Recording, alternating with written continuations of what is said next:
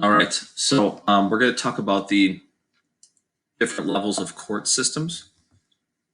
I'll start off today with a picture of the federal courthouse in Milwaukee. You may have driven by this before, but I really want to get into this. There's a three-tiered system. Okay, a couple of vocabulary terms I want to highlight that are going to be important. So let's get started. The lowest level, the first level, is the U.S. district and the trial courts. Okay, so doesn't matter if it's in this case we're talking federal. Each state has at least one court. Okay, that means they hear the case first. The term is called original jurisdiction. Okay, so the first time the case is heard in a courtroom, it starts in the trial courts. The principal trial court has juries, and only one at the federal level that has juries. And more times than not, cases start and end at this level. All right, the overwhelming majority of cases start and end at the trial courts. They don't get any higher than that. If it got to the next tier, it's typically when someone, well, it's always when someone appeals. Okay, if an appeal is granted, they go to the next level. Okay, it's called the U.S. Court of Appeals. And there are 13 circuit courts at the federal level. It has what we call appellate jurisdiction. Okay, so it means you can appeal there. It hears the case on appeal from another court. So if you want to appeal your sentence, you want to appeal your case, you can apply to go to appellate court. So this would be the second time your case is heard. Now, what they do is they look at the facts of the case. There's no juries at this level. The judge serves as a jury. There's no witnesses. Really what happens is the Court of Appeals just reviews the case, and the lawyer and the DA would kind of go over some of the defense. And the Court of Appeals has the option of overturning the case. Okay, so they're more powerful.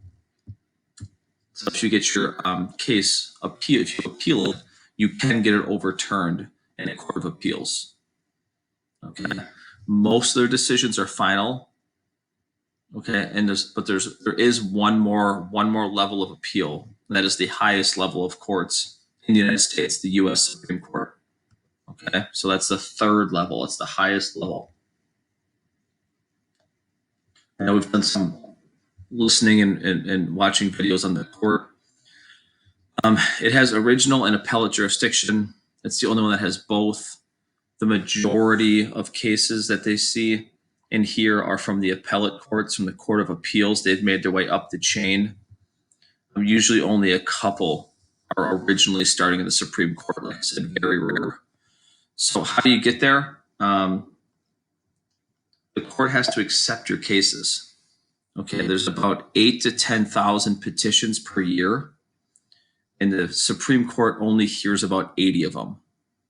Okay, so they listen to about 80 a year, and then they have the option to either change what the lower courts have done, or they could keep it.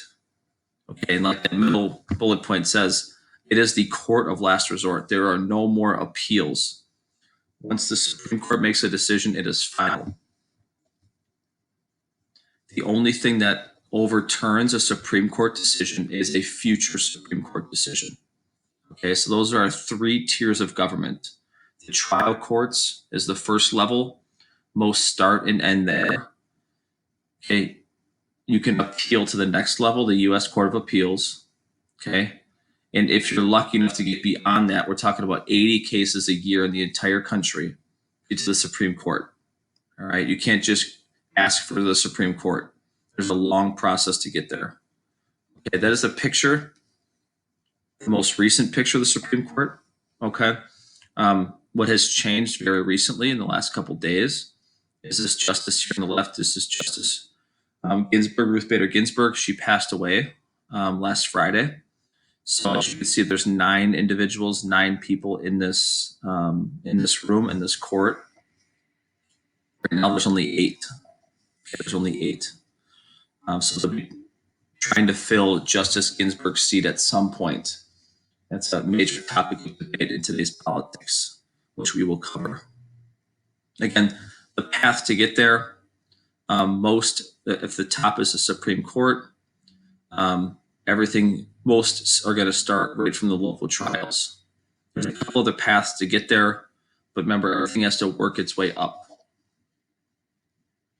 And once the Supreme Court makes a decision, it is a final decision.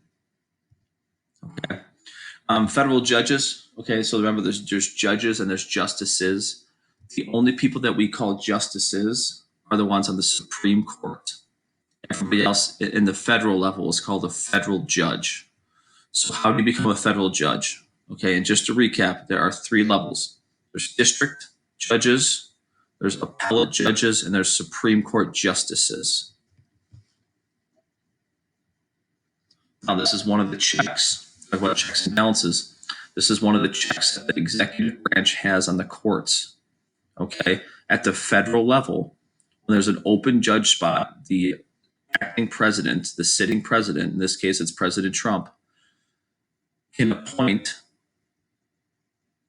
a judge, a federal judge, and they can appoint them to the federal judgeships or even to the Supreme Court, like in Justice Ginsburg's case. If she passed away, there's an open seat. The Constitution says that the current president can appoint a judge. Now, there's one more process, okay? Before we get there, actually, we'll go there right now. It has to be approved by the Senate, okay? So that the president appoints the open seat, a person to fill the seat, and it has to be approved by the Senate.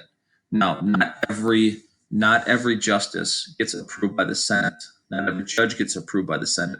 Most do, but the higher the position, the more unique the situation, like we are in right now, just about a month from the election day, there tends to be a lot more discussion about it. Federal judges usually don't get nearly as much attention. What also makes this position unique at the federal level is it's a life appointment. It means they keep it as long as they want, and unless they retire, or in some cases they pass away. Okay, they did this so they keep them free of political pressure. Remember, judges are supposed to be nonpartisan. Okay, they don't identify as Republicans or Democrats or right or left, or there's obviously a history of how they've ruled on certain cases that's going to play a factor, where some may call them more conservative or more liberal, but they don't have an R or a D next to their name, Republican or Democrat. All right. Again, more checks and balances. Since it has to be approved by the Senate, that's a way that in this process that the legislative branch has a check on the judicial branch. It also has a check on the executive branch, because the Senate can say no. All right. At the just the federal judge level, it's in one of the states, in one of the districts. They usually look at the senators.